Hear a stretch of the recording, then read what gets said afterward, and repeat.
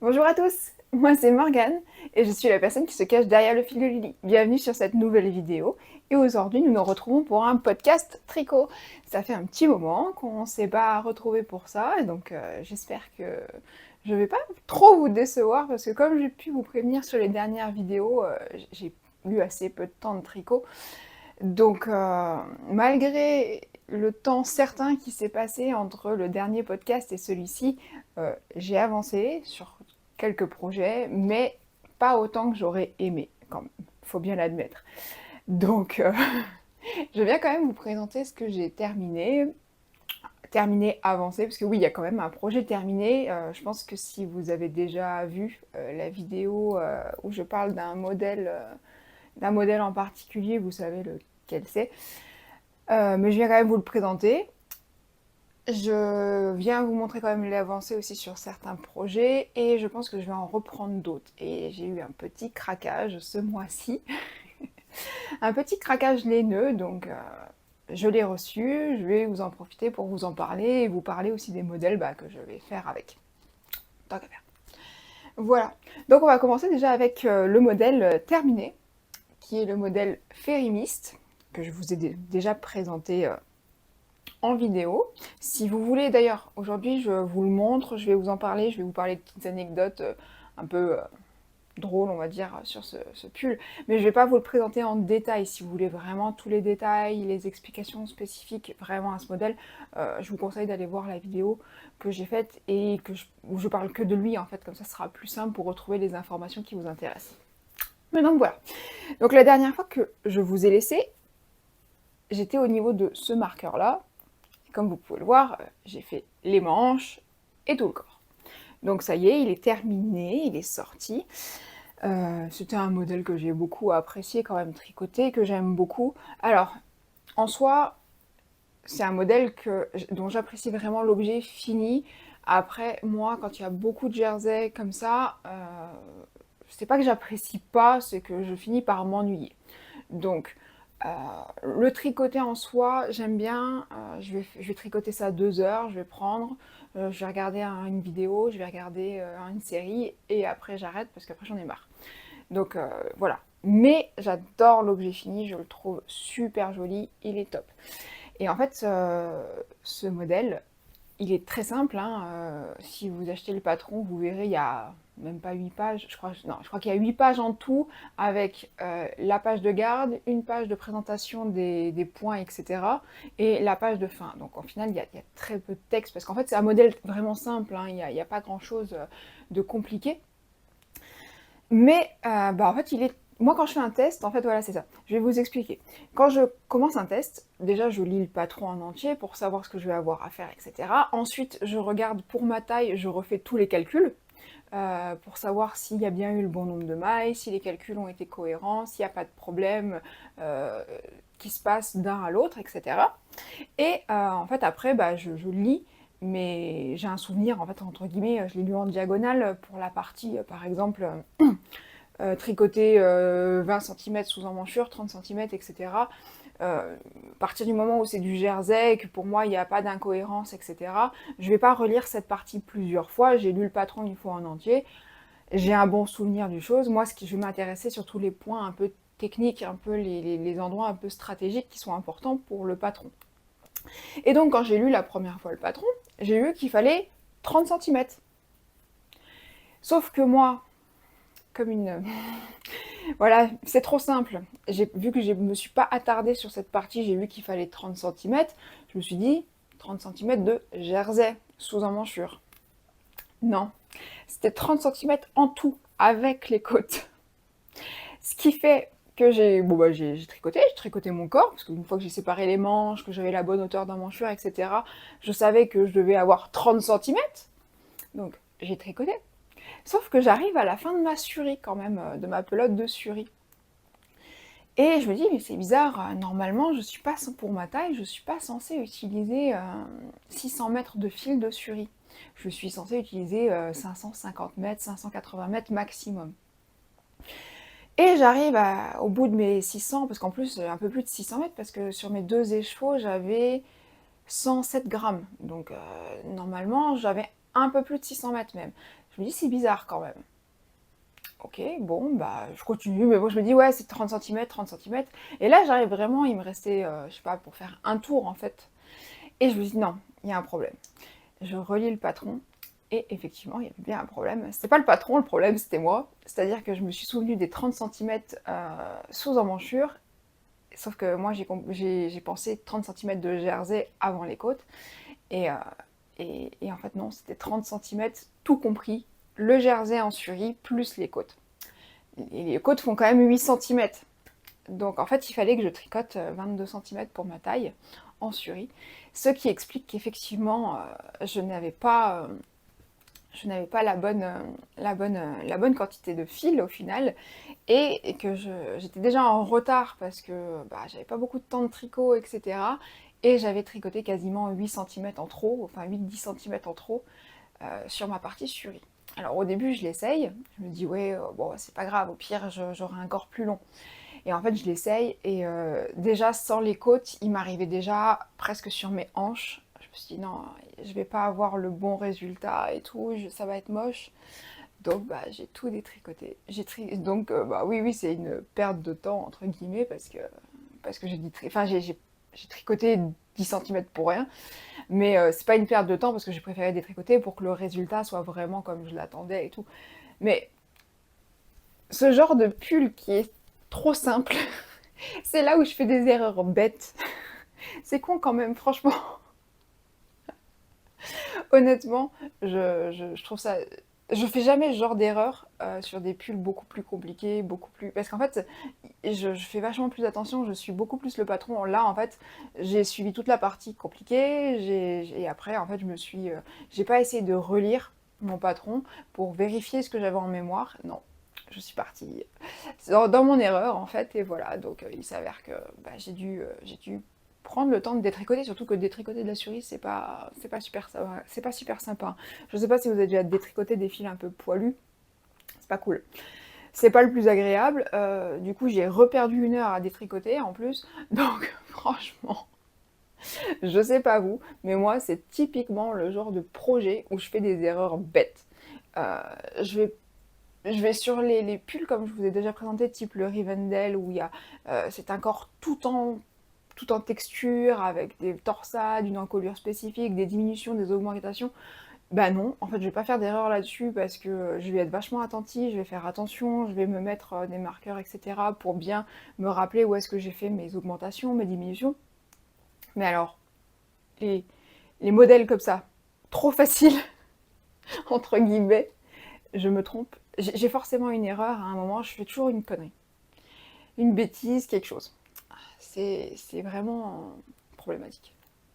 Je sais pas vous, je sais pas comment ça se passe, vous faites vos erreurs. Est-ce qu'en plus vous les corrigez ou pas? Parce que moi je suis hyper têtue, c'est-à-dire que si je vois l'erreur, il va falloir que je la corrige.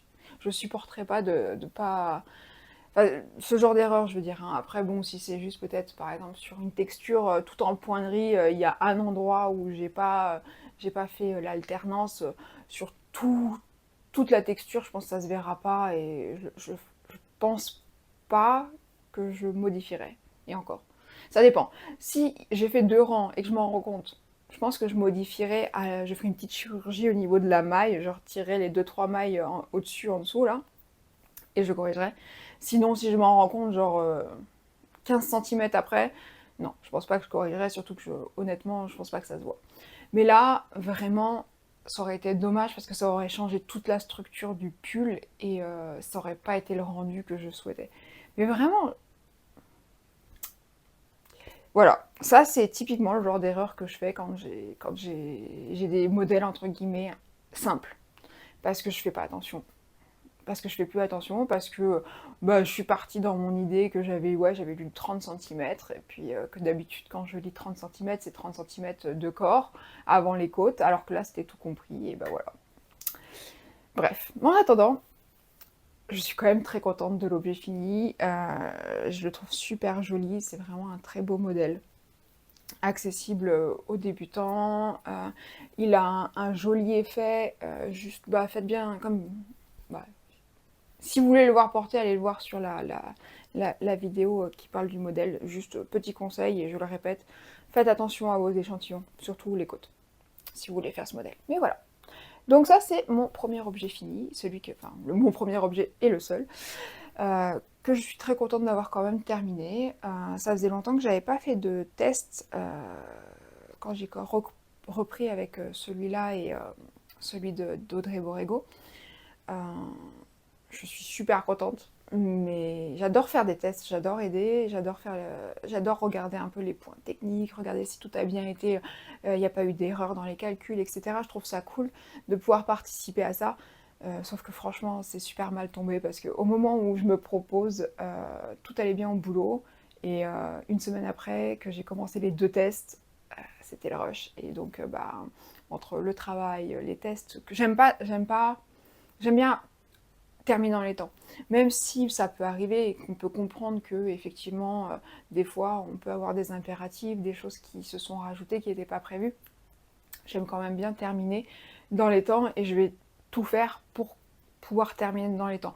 Alors je dis pas que je vais forcément faire les photos, etc. Parce que bon, même si je comprends que ça aide les designeuses, en soi, ce qu'elles ont vraiment besoin, c'est de savoir si leur taille est bonne, si le rendu est bon. La photo en soi, c'est du plus. C'est bien, ça aide, bien entendu que ça va aider, parce que ça fait une visibilité, en plus ça montre diverses morphologies qui le portent, donc ça permet aux différentes personnes de s'identifier et de voir si le modèle leur convient. Mais en soi, moi ce que je veux, c'est surtout que le travail de fond du test soit fait. La photo, c'est du plus. Si j'en parle en vidéo, pareil, c'est du plus. C'est très bien pour la designeuse, c'est très bien pour vous le faire découvrir, mais sur le principe, c'est pas mon job. Je suis pas là pour vous le vendre non plus.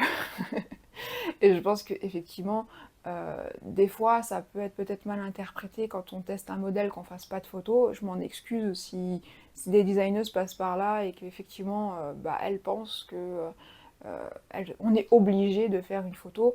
Moi, je vois pas ça dans cette optique-là.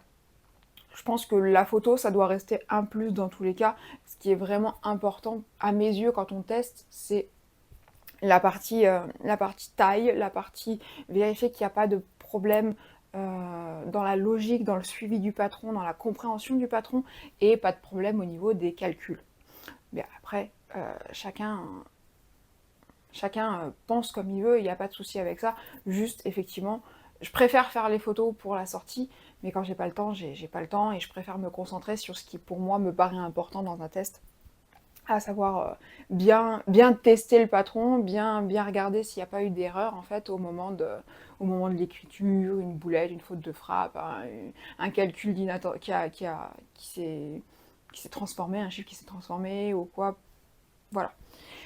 Donc j'ai fait au mieux. C'est vrai que au final, ces 2 derniers mois, j'ai été plutôt mono en cours.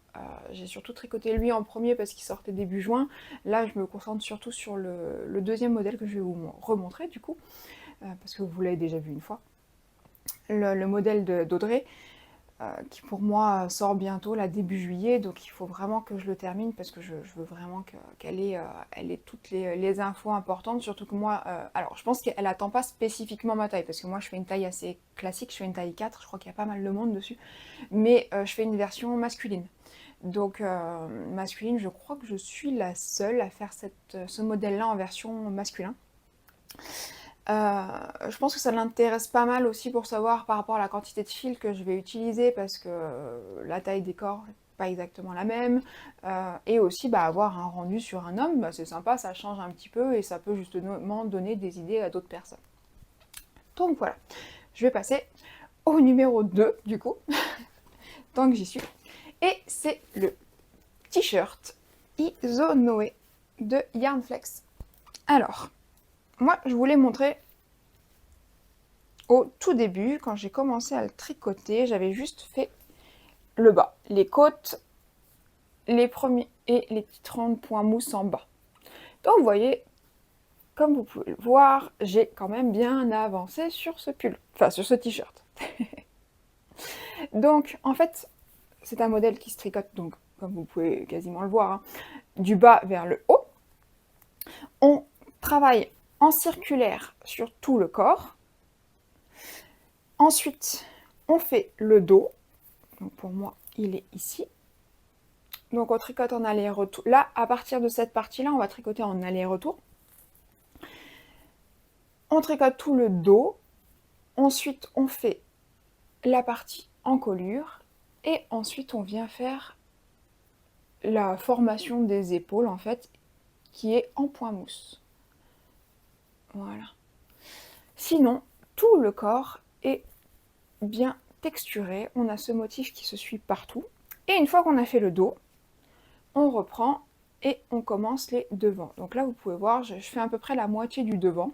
Donc il me reste à faire l'autre moitié de la partie, l'encolure et les deux épaules, enfin les deux demi-devants. Je pense que là c'est la dernière fois que je vous le montre. La prochaine fois que vous le verrez, ça sera certainement dans sa vidéo qui sera dédiée. Peut-être que je vous le montrerai en podcast vite fait, comme ça, en objet fini, un petit peu comme j'ai fait avec le fériniste. Mais j'en parlerai pas plus que ça. Donc voilà, je suis super contente. J'adore la texture, je le trouve vraiment très beau. Et ça, c'est typiquement pour moi le genre de modèle que j'adore tricoter. Je m'ennuie jamais. J'ai toujours... En fait, et ça, par exemple, je me trompe pas. C'est peut-être bête, mais ça paraît plus complexe et tout. Mais je me trompe pas, en fait, parce que c'est vraiment de la texture partout, mais une texture qui est simple, avec un motif simple. Et en fait, j'ai juste à lire mon tricot. Donc je sais que par exemple, j'ai cette partie-là, par exemple, pour le zigzag. En gros, c'est c'est des mailles endroits, mailles envers. Donc je sais que je dois décaler d'une maille envers d'un côté ou de l'autre en fonction de la partie du zigzag que je suis en train de faire. Et donc ça, pour moi, c'est facile parce que je sais que je dois, par exemple, si je suis sur cette partie-là qui va vers ma droite, je dois décaler d'une maille. Et donc c'est facile à suivre, j'ai pas besoin du diagramme, etc. Et après, pareil, quand je fais le point de blé, je sais que sur 2 rangs, le point de blé, c'est maille envers, maille envers. Donc si j'ai 2 mailles envers en dessous, je sais que je vais devoir faire une maille endroit. Et si je sais qu'après, sur le rang d'après, j'ai qu'une maille endroit, je dois refaire une maille endroit. Et donc, c'est assez facile, c'est assez intuitif. J'ai pas besoin d'être toujours fixée sur mon diagramme pour savoir ce que j'ai à faire. Bien entendu, au tout début, je regarde le diagramme. En plus, comme ça me permet de tester et tout, de vérifier que le diagramme, il n'y a pas de souci. Mais en gros, je vais faire un motif avec le patron, où je suis le diagramme, et après, franchement, ça se fait tout seul. J'ai plus besoin du patron, j'ai plus besoin d'avoir les yeux rivés sur mon diagramme pour savoir, oui, est-ce que je suis au bon endroit, etc. Non, c'est typiquement le genre de pull qui paraît très compliqué, parce qu'il y a beaucoup de textures, parce que il n'y a pas d'endroit, entre guillemets, juste en jersey. Mais il est extrêmement simple parce que il est facile à suivre, le motif est simple et c'est répétitif quand même, l'air de rien. On va pas se mentir, c'est toujours la même texture et le même motif sur les panneaux devant et dos. Donc, vous allez intégrer très vite le motif, surtout que le diagramme que vous allez avoir se fait sur 12 rangs. 12 rangs où vous n'avez pas vraiment des trucs très complexes à retenir, c'est juste décaler des mailles endroits et des mailles envers. Franchement, ça se fait très très bien. C'est pour ça que, pour moi, alors encore une fois, vous allez peut-être dire que je surestime ou sous-estime les gens, je sais pas, mais je pense que c'est clairement un patron, alors peut-être pas un débutant, mais et encore, parce que c'est vraiment des points très simples. Je dirais un débutant un peu motivé, intermédiaire à la limite, mais franchement il est vraiment facile à prendre en main, ce patron et ce motif. Il est très accessible, en plus c'est un corps droit, donc vous n'avez pas du tout de diminution à prendre en compte. Vous savez pas si ça va vous aller, si ça va bien tomber au niveau de votre taille avec l'angle que vous voulez. Non, c'est tout droit, c'est très simple. Après, oui, hein, ça m'est arrivé aussi, hein, par exemple dans le point de blé, j'ai fait que, je vous ai dit, hein, c'est 2 rangs en droit, 2 rangs envers. C'est possible que je fais un rang en droit, 2 rangs envers, et je me rends compte après. Et ben, c'est pas grave, j'ai fait une petite chirurgie, et ça m'est arrivé, par exemple, souvent ça m'est arrivé entre deux motifs. Je l'ai fait, j'ai dû me tromper 2-3 fois entre deux motifs. Donc au final, c'est sur environ 7 mailles. J'ai corrigé, et puis ça se voit plus, et il n'y a pas de souci. Et je pense que même si vraiment vous faites une erreur, et vous vous en rendez compte, genre, vous avez fait une erreur ici, et vous êtes ici, avec toute la texture qu'il y a, ça se verra pas.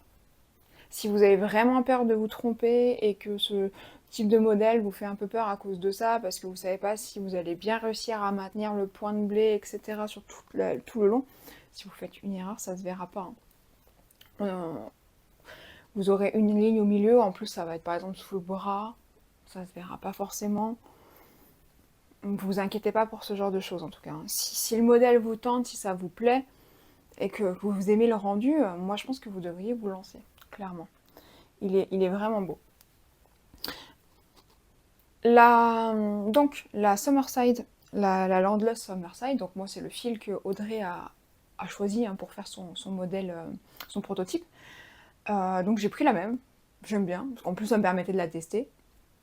Donc c'était parfait. Franchement, je l'adore, j'adore ce fil, il est vraiment très très bien.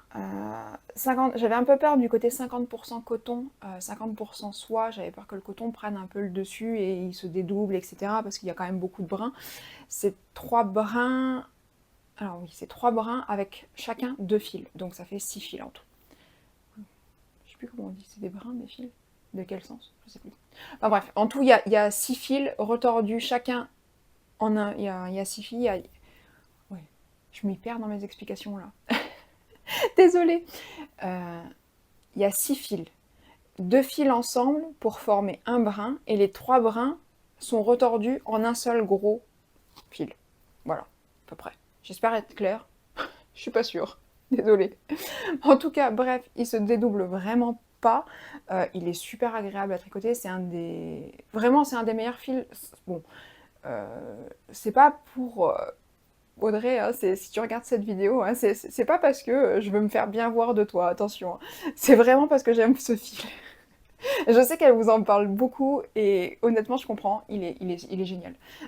J'avais déjà eu une bonne impression quand j'ai fait mon échantillon et le bas de mon t-shirt. Mais là, maintenant que j'ai vraiment bien tricoté ce fil, j'ai quand même utilisé 6 pelotes déjà, il m'en reste une. Je pense que je suis bien en termes de quantité de fil. Maintenant, je peux quand même avoir un retour qui est déjà pas mal. Honnêtement, à tricoter, il est super agréable, je l'adore. En plus, la dernière fois, je vous avais dit, je pense que je suis mal tombée sur le site au moment où j'ai acheté le mien.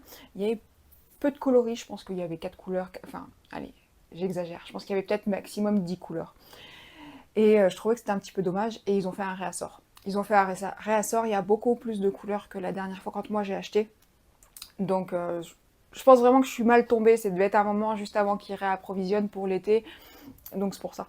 Donc là, si vous voulez aller voir, il y en a vraiment, il y a pas mal de couleurs, et il y a plusieurs couleurs qui m'intéressent d'ailleurs. Il faudra que je regarde si je vais pas craquer. Mais super fil. Honnêtement, après j'attends de voir aussi en été ce que mon chéri va en penser quand il va le porter. Mais en tout cas, j'aime beaucoup le tricoter, j'aime beaucoup le rendu. Je trouve qu'il a... Alors, il a un côté un peu rustique. J'ai pas envie que ça soit péjoratif quand je dis ça, parce qu'il est pas rustique. Hein. C'est juste que c'est pas de la soie, la Mulberry Silk, grade A, etc. Donc la soie est un peu moins lisse que la 100% soie, ou de ce que on peut avoir dans les mélanges mérino soie des teinturières. Donc il a cet effet un peu plus rustique, un peu moins lisse en fait, le fil, mais franchement, avec les motifs texturés comme ça, je trouve que ça marche très bien. Je pense que ça peut être très joli aussi avec une jolie dentelle. Ça donne un effet un peu plus authentique, je sais pas si c'est vraiment le bon terme, mais parce que rustique, j'ai peur que ça se passe comme quelque chose de péjoratif. Un peu plus ancien, un peu les fils, enfin, un peu comme les fils et du coup les modèles de châles travaillés par nos grands-mères, etc. Alors pas des motifs vintage, hein, attention, c'est pas ce que je dis, mais un aspect un peu plus ancien, un peu plus rustique, et ça peut être, je pense, que ça peut se marier très bien avec une dentelle, ça peut être vraiment beau. Je l'ai pas essayé en torsade. Mais franchement, en texture, il rend bien, donc je pense que ça peut être sympa sur une torsade. Il a vraiment une bonne définition. Si vous avez peur du côté chiné, ben honnêtement, moi avec ce coloris, je ne l'ai pas du tout. Enfin, ou alors il faut vraiment que je regarde de très près, mais quand on regarde de loin, si vous avez peur du côté chiné, on l'a pas. Non, top. J'aime vraiment beaucoup, beaucoup ce fil. Euh, La pelote est à 7,50 € et c'est un fil sport. Je crois que ça fait 320 mètres pour 100 grammes. On est à 160 mètres, il me semble, pour 50 grammes. Donc ça revient à environ. C'est comme si on prenait 15 € les chevaux, un écheveau de 100 grammes. C'est pas excessif. Alors, c'est pas de l'entrée de gamme en termes de prix, mais je trouve pas ça cher. Pour la qualité que c'est, en tout cas, franchement, je pense que c'est pas très cher. Enfin, c'est pas excessif, clairement. Et vu qu'on l'utilise plus pour des modèles été, on utilise en général moins de fils, donc ça reste quand même très abordable à mes yeux. D'ailleurs, en parlant du site Filati, il y a la Sololino aussi, si vous voulez la tester. Elle, pour le coup, elle est vraiment pas chère, parce que c'est quand même pas mal de viscose. Elle est en promo à Filati. Et pareil, ils ont rentré plein de jolies couleurs. Là, je crois qu'elle est à 4 € et 4,90 € la pelote. Ça vaut le coup. Je pense que je vais regarder pour me reprendre des pelotes de Summerside et de Sololino. Voilà. Donc, pour ce modèle que j'aime beaucoup, que je trouve vraiment très beau, Audrey a encore fait une tuerie avec ce modèle, je trouve. J'espère qu'il vous plaira. J'espère qu'il plaira en fait parce que j'adore voir les versions des autres personnes, j'adore voir les couleurs qu'ils utilisent et tout. Donc j'espère qu'il sera beaucoup tricoté. Comme ça je pourrai voir plein d'autres versions. Voilà. Je vous ai pas dit, hein, mais bien entendu, tout ce dont je parle, les modèles, etc., je vous mets tout en barre d'infos, hein, en description, sous la vidéo, parce que c'est quand même plus simple pour retrouver.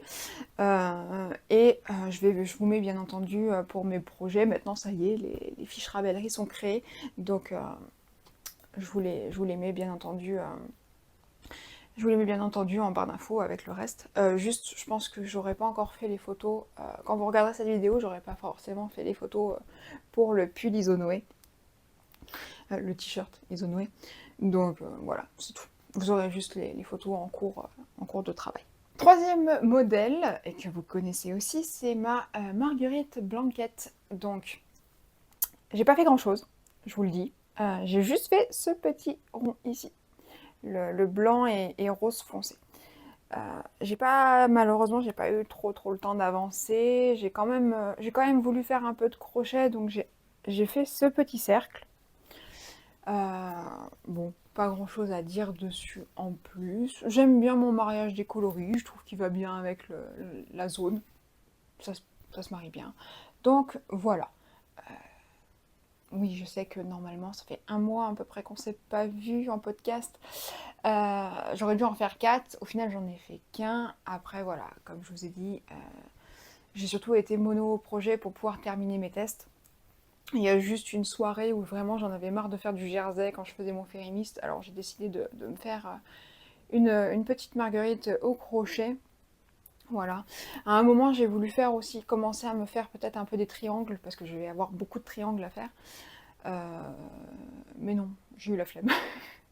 Clairement, j'ai eu la flemme. Donc, j'ai pas fait. Mais donc, voilà. Quand même, petite avancée. Elle n'est pas restée dans son coin. J'en ai fait une. Voilà. Plutôt rapide, cette partie. Alors, nouveau projet pour vous, mais c'est pas un nouveau projet pour moi.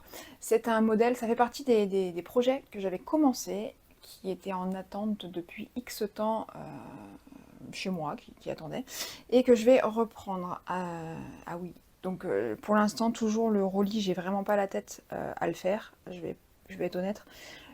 Trop complexe, la brioche, j'ai pas envie de suivre les rangs par rang. Ça m'intéresse pas vraiment, donc pour l'instant je le laisse en pause et je vais plutôt reprendre mon Travel Mode 2.0 de Sosunit.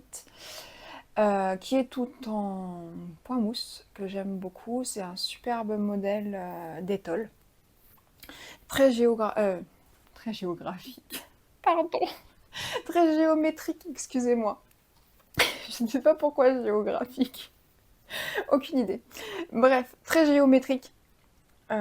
Donc ce sont des rectangles qui vont s'enchaîner tout le long avec cette forme un peu de chevron en fait. Ouais, c'est des chevrons, hein, comme vous pouvez. Oui, oui, c'est ça. C'est des chevrons. Donc en fait, je vais avoir un nouveau rectangle ici, ensuite ça va revenir par là, etc. Et ça va monter comme ça.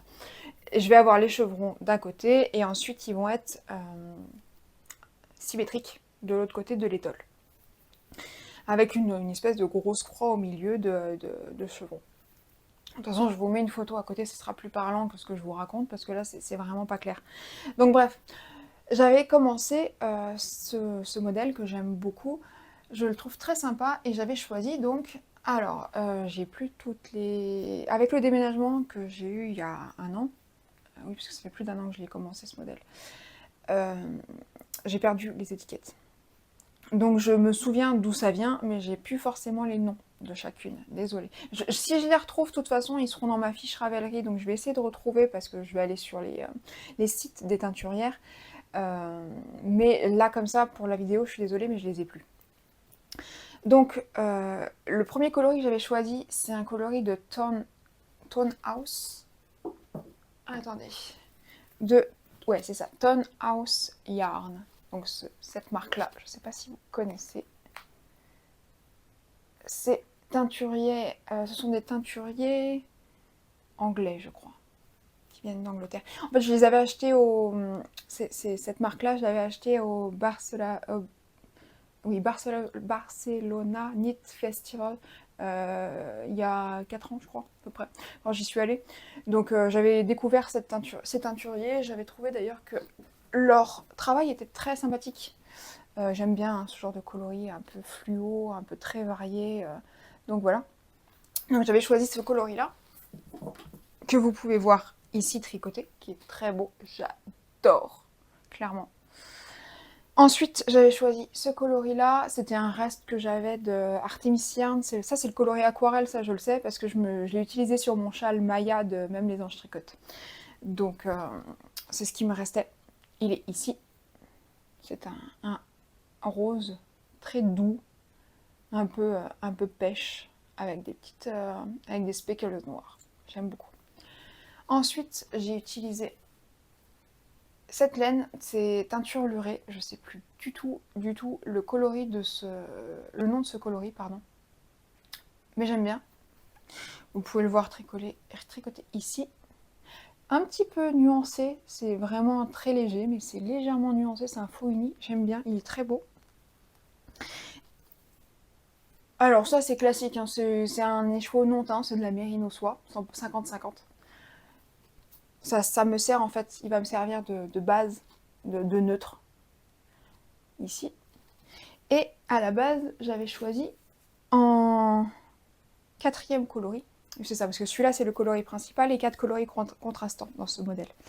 J'avais choisi ce gris vert de Holland, c'est Bronx, le coloris Bronx, parce que j'ai 3 échos de ce coloris-là. Je le trouve très beau, j'adore, je le trouve hyper varié, très sympathique. Sauf que quand je regardais mes coloris, j'arriverai pas à vous le tenir, mais je vais vous le tenir avec ça. J'aimais pas. Franchement, j'avais tricoté la moitié la moitié de l'étole, et je trouvais que le mariage me plaisait pas. Il y avait un truc qui buguait dans mon étole, et du coup, j'ai arrêté. Et c'est pour ça que je l'ai mis en pause autant de temps au final.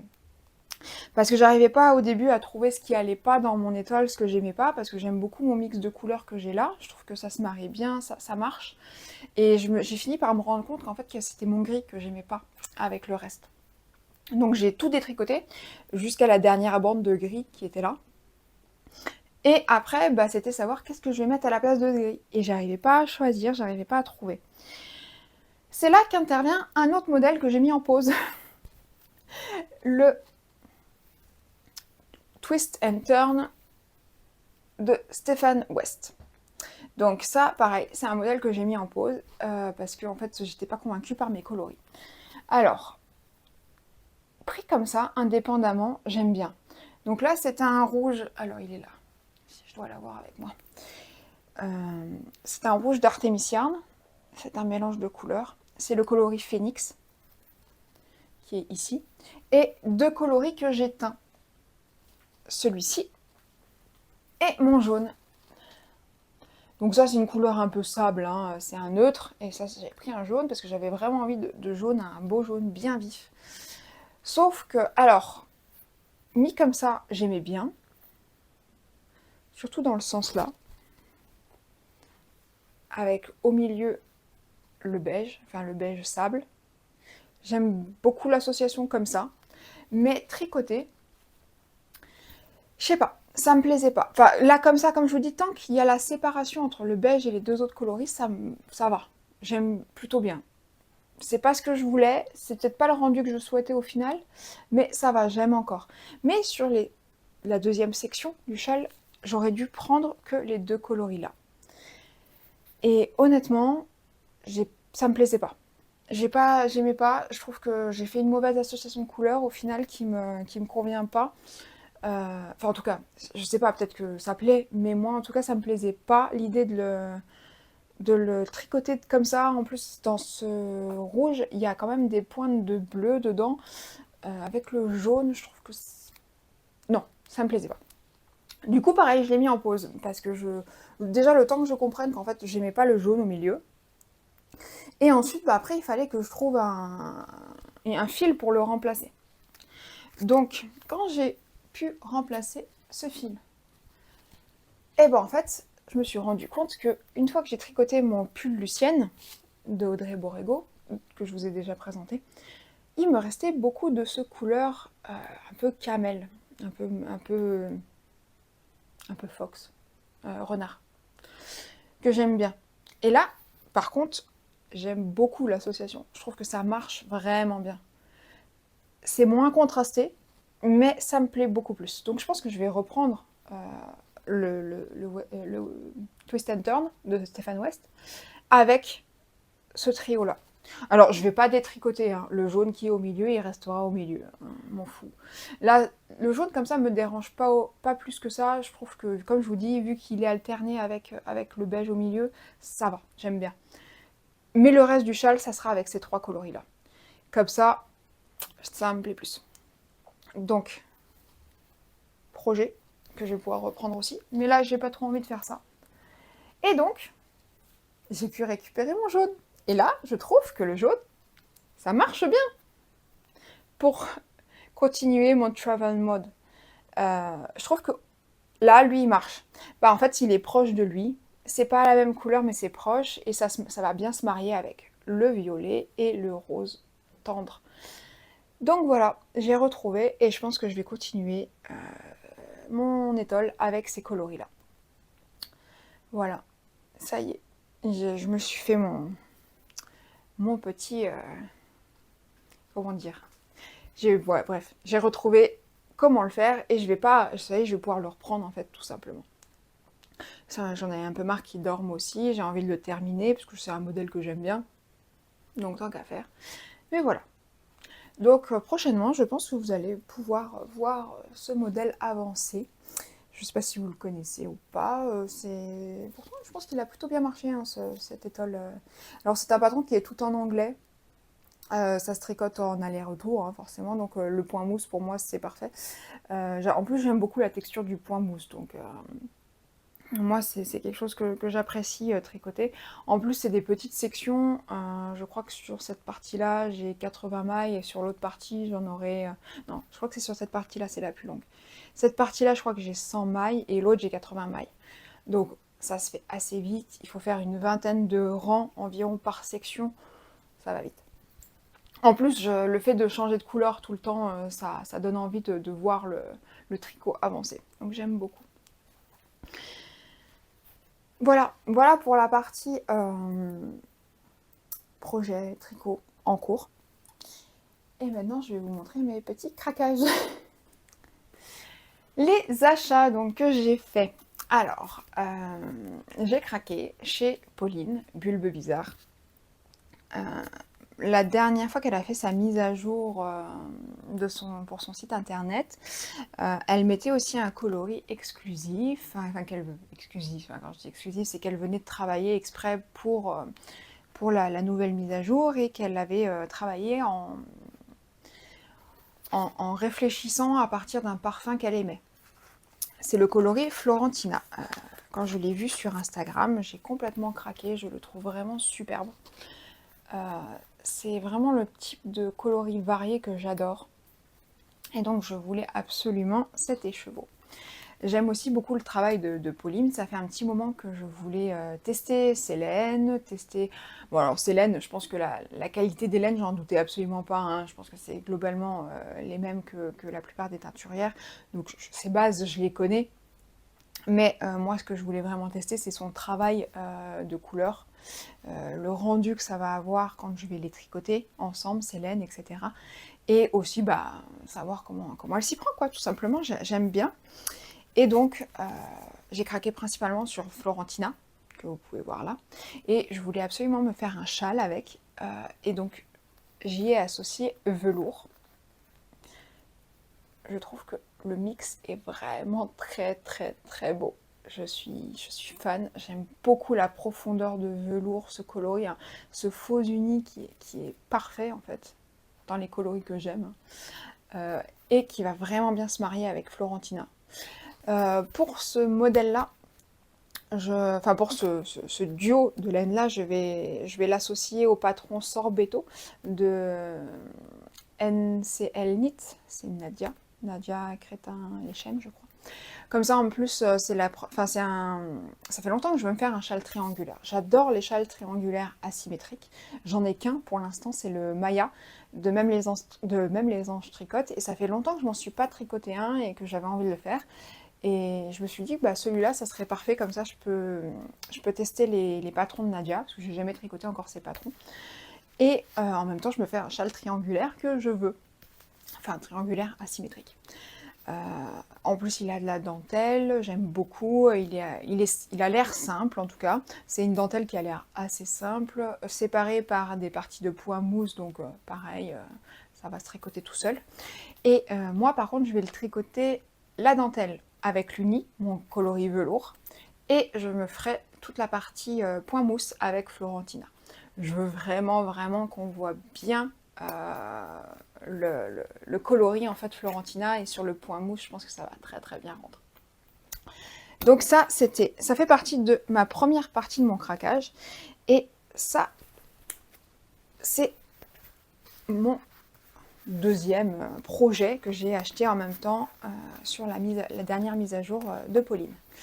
Donc voilà, je me suis pris le coloris Pan, le coloris Peaceful et Market Spice en dernier. Et ça va être un trio. Et oui, ça va être un trio pour un autre châle. Et cette fois-ci, ça sera le Tramea Shawl de Yarnflex, Audrey Borrego. Et oui, c'est un modèle sur lequel j'ai vraiment craqué. À la base, je voulais le faire en test, je voulais me proposer, mais après, au moment où il tombait le test, c'était un petit peu limite avec, je crois que c'était fin d'année dernière, je crois. Donc avec les fêtes de fin d'année et tout, il y avait beaucoup de choses à faire. J'aurais pas été dans les temps, donc j'ai préféré, je me suis pas proposée. Mais bien entendu, j'ai tout de suite craqué, j'ai acheté le patron dès sa sortie. Mais j'avais beaucoup de mal à trouver un combo qui me plaisait. En plus, j'avais pas forcément de fil sport à la maison, donc j'ai pas pu le commencer direct. Je savais pas trop ce que je voulais, en plus comme coloris à ce moment-là. Et quand j'ai vu les trois là, lors de la mise à jour de Pauline, je me suis dit non, je les veux ensemble, il faut que je me fasse le Tramea, je pense que dans celui-là, ça sera parfait. Parfait, j'en sais rien, en tout cas par rapport à mes goûts et ce dont j'ai envie en ce moment, donc... je pense que ça va bien me plaire, j'ai hâte de le tricoter et de m'y mettre. Donc voilà, ça c'était la première partie de mon craquage. Bon, c'est quand même 5 écheveaux, ça reste un budget, on est d'accord. Hein. Du coup, je me suis dit, bon, tant pis, je vais rester là, je vais être sage. Ouais, ça faisait beaucoup à sortir d'un coup quand même pour moi. Donc déjà, je me suis fait plaisir. Mais mais bien entendu, je suis faible et j'avais quand même craqué sur ces deux coloris-là, les deux coloris de son calendrier de l'été, le vert Highline et le rose Radio City. J'ai 3 verres en tout. Et oui. Qu'est-ce que je vais faire avec ça? Eh ben, je vais faire le pull Colline. Donc c'est un pull tout en jacquard d'Audrey Borrego, encore une fois. Et je pense que ça va être top. Alors il va flash, hein. Il va être très peps ce pull, mais c'est pas grave, j'adore. Je pense que l'association va vraiment bien ressortir. Pour cet hiver, parce que oui, c'est un pull en jacquard, je vais le mettre l'hiver prochain, c'est sûr. Et ben au moins ça va apporter un peu de lumière, de peps et de couleur pendant l'hiver. Et donc, ces 4 échos-là, je les ai pas achetés en même temps que les 5 autres. J'ai la chance d'avoir une très bonne amie qui s'appelle Anaïs, designeuse, Anaïs Louvre, je sais pas si vous connaissez, je vous en parle aussi un peu, assez souvent. Et en fait, elle habite en Normandie, et donc elle allait au festival Laine en Or, qui est bien trop loin pour moi, hein, vu que c'est à l'opposé d'où j'habite. Mais elle n'est pas très loin, donc je savais que Pauline allait être sur ce festival aussi, et vu qu'elle y allait, j'ai demandé gentiment, est-ce que tu penses que tu peux me prendre ces 4 écheveaux pour faire ce mix? Et bah, Anaïs, trop gentille, a bien entendu accepté ma demande, et donc voilà. Donc deuxième craquage, alors en différé, hein, en soi, techniquement, ça m'a permis en fait de payer en 2 fois mon craquage. Mais donc voilà, je me retrouve avec 4 échevaux en plus et un nouveau projet en plus. Je suis pas sûre de le monter tout de suite par contre, le pull Colline. Autant je pense que je vais monter un des 2 châles, ça c'est quasi sûr. Probablement même le sorbetto. Mais bon, le pull c'est pas tout de suite. Mais voilà, en tout cas, j'adore les coloris, je suis super fan, j'aime beaucoup, beaucoup le travail des couleurs, ils sont superbes. Voilà. Je vais vous mettre une petite vidéo en plus là pour que vous voyez bien les coloris, parce que dans mes mains, des fois c'est pas top top, et comme ça vous aurez bien le rendu des couleurs en plan bureau, ça sera plus joli. Mais donc voilà, effectivement, hein, j'ai quasiment rentré 1 kg de laine dans mon stash, pardon. C'était pas forcément nécessaire, mais c'est pas grave. Voilà, je suis très contente d'avoir pu acheter ces coloris chez Pauline, de pouvoir tester. J'aimais déjà bien ces coloris de la collection Printemps, mais c'est un peu moins mon style, alors que les coloris d'été de son calendrier de l'Avent 2023, c'est totalement ce que j'aime. D'ailleurs, j'ai eu beaucoup de mal à résister d'acheter les 3 autres coloris, au moins un écheveau. Mais après je me suis dit que c'était vraiment, vraiment pas raisonnable, surtout que bon, j'en avais déjà acheté du coup 9. Mais j'ai pris donc mes préférés. Voilà. J'ai hâte de les mettre sur mes jeans.